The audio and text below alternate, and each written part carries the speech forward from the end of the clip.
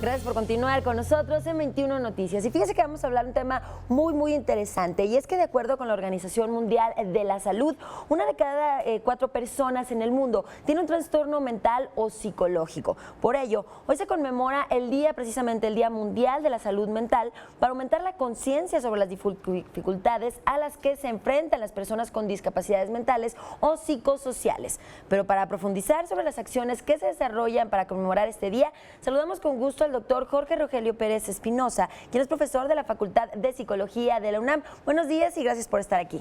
Buenos días, muy amable con todos. Doctor, yo creo que hemos escuchado acerca del término, sin embargo, ¿qué es realmente la salud mental? Hay muchas definiciones. La Organización Mundial de la Salud nos dice que es un equilibrio emocional y físico de la persona con su medio ambiente, pero también la persona debe de hacer uso de sus potencialidades, tanto laborales, lúdicas, familiares, tener redes sociales que lo acompañen en la vida y sobre todo tener un significado por el cual salir adelante, ¿no? No todo es esa parte de las personas que están con deterioro mental, como psicosis. También hay cosas de la vida cotidiana que requieren su atención. Definitivamente, no precisamente tenemos que tener una enfermedad psicológica para tener una buena salud mental. Se refiere al entorno, a la convivencia con el entorno mismo, en niños, en adolescentes e incluso en adultos. Sí, e incluso empezamos desde la familia.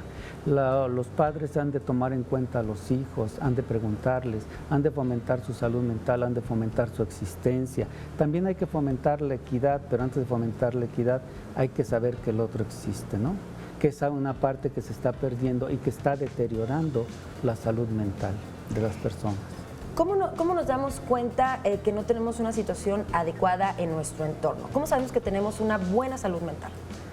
Porque podemos manejar de una manera adecuada las problemáticas que nos van sucediendo cada vez en el día. Las personas tenemos la capacidad de resiliencia. La resiliencia son todos esos elementos para salir adelante ante las problemáticas que nos plantea la vida. Pero cuando la persona se empieza a deteriorar o cuando la persona empieza a alterar su salud mental, se siente muy estresada, puede tener problemas de burnout, puede tener sensaciones de malestar físico o puede responder también sumamente violento. Hay muchos elementos que nos están indicando que la persona empieza a deteriorar su salud mental. Ahora, de pronto creo que es normal el sentir temor, el sentir frustración, el sentir enojo. ¿Cómo manejamos estos sentimientos? Todos tenemos enojos, todos tenemos temores, todos tenemos muchas dificultades que resolver. Pero es importante tener la potencialidad precisamente con la salud mental para que esos temores, esos enojos no nos rebasen y no caigamos en la parte de agredir. Es decir, hay que resolver con soluciones no violentas. Para eso a la gente y desde pequeños a los niños se les tiene que entrenar en encontrar soluciones a los conflictos que la vida los plantea. Así como los niños están en la escuela recibiendo química, bueno, más bien matemáticas o todas estas materias, también deben de tener los niños elementos para resolver e incluso, casi siempre hablamos de que los padres se dirijan a los hijos, también los hijos deben de aprender a dirigirse a los padres y decir, esto quiero, esto requiero. Hablando de esto, ¿hay programas por parte del gobierno? Hay programas que apoyan sobre todo la pobreza, que apoyan la educación. Creo que deben seguirse manteniendo y debe de haber programas también para los niños, para la educación, para que ellos progresen y tengan una mayor estabilidad emocional. Ahora, la estabilidad emocional, la salud mental se puede deteriorar en cualquier momento. Aquí lo han dicho los medios informativos, cuando hay asaltos, cuando hay robos, no solo vulneran o nos quitan las pertenencias, nos quitan la salud, la estabilidad emocional, que luego es difícil de recuperar, ¿no? Exacto, pero de pronto porque los factores pueden ser externos, como bien lo comenté, a lo mejor el desempleo, una mala relación con la familia, por ejemplo, con la pareja, eso nos va debilitando, claro, moralmente y psicológicamente. Psicológicamente, la violencia en el noviazgo, ¿sí? O por ejemplo los embarazos en adolescentes. ¿Qué van a hacer estas muchachas? A veces dicen dicen niñas teniendo niños. Exacto. Y toda esa problemática, ¿cómo se va a procesar?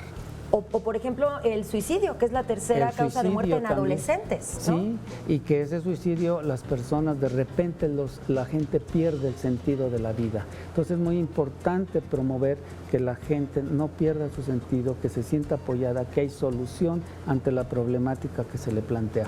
Sí se requiere del apoyo familiar, sí se requiere de redes sociales y se requiere de no sentirse solo en la vida. ¿Y cómo lo hacemos nosotros? ¿Cómo nos podemos apoyar nosotros mismos, individualmente? Y además hay que pedir ayuda. Y hay que pedir comunicación, y hay que pedir que alguien nos escuche, y hay que pedir que alguien nos entienda. No necesariamente nos tienen que dar cosas, pero sí nos tienen que escuchar, sí tienen que saber qué nos pasa, sí tienen que saber qué es lo que uno quiere, sí tienen que saber cómo uno formar redes con los demás. Eso ayuda mucho para la salud mental. La persona que se aísla, que se vuelve sola, es más factible que entre a un problema de mayor alteración emocional. Y pues hay que buscar ayuda. Hay que buscar ayuda. Es muy importante, y la convivencia, la tolerancia a la frustración, el deseo de salir adelante y sobre todo siempre saber que contamos con alguien en la vida. Definitivamente, doctor. Muchísimas gracias por acompañarnos y tener esta charla tan interesante y tan amena. Muy amable. Hasta luego.